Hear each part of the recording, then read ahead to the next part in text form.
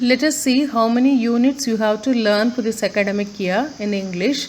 In English, you have to learn 6 units. Each unit consists of 1 prose, 1 poem and 1 extended reading.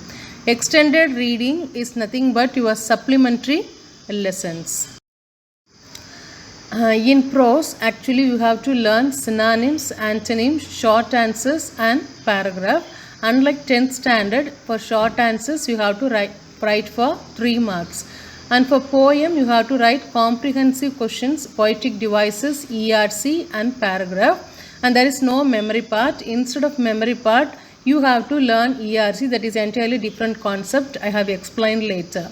Poetic devices is nothing but figures of speech, and comprehensive questions are nothing but your appreciation questions. If for poem also we have to learn paragraph.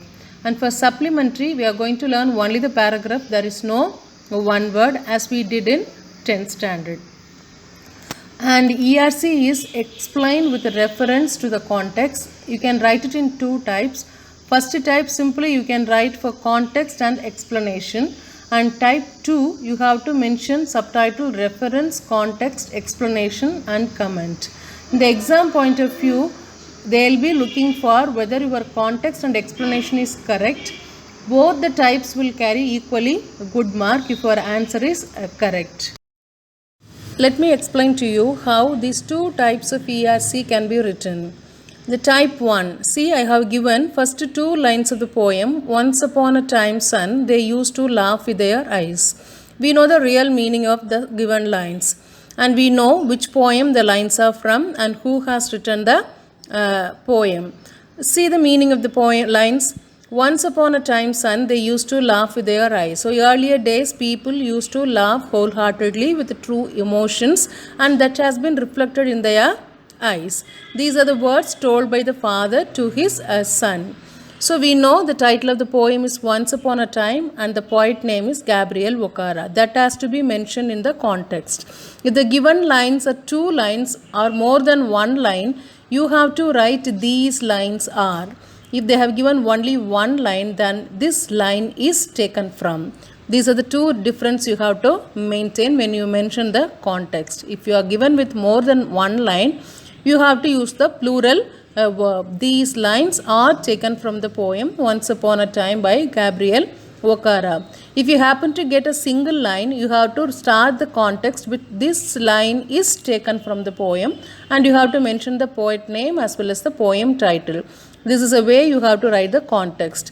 Move on to the explanation part. As we saw the meaning of the given line. That part has to be explained in explanation part. This is type 1. Now we'll see the type 2. Type 2, unlike the first one, we have 4 subtitles: reference, context, explanation and comment. In the reference part, what you have written in context part in the type 1, that has to be written. In the context part, actually you have to write while explaining which concept the poet used these lines. We know that when the poet want to tell how the behavior of the people in olden days, that has to be written in context part. Explanation part, as usual, what you have written in type 1, same thing can also be written, and if you want to add some more valid points, that can be added. And the comment point, you have to write your own views about the a given line. I have mentioned my idea. What I have written, given lines clearly expresses how in olden days people maintained honesty in what they said and what they did. That is both in their words as well as in their action. This is a way you have to write type 1 and type 2. But whatever may be the pattern, if the explanation is correct, if you have found out that poem title as well as the poet name, you will be getting the 3 marks. There is no difference in mark variation, whatever pattern you may follow. Slow learners, you can stick on with the type 1. Those who are good at English, you can stick on with type 2.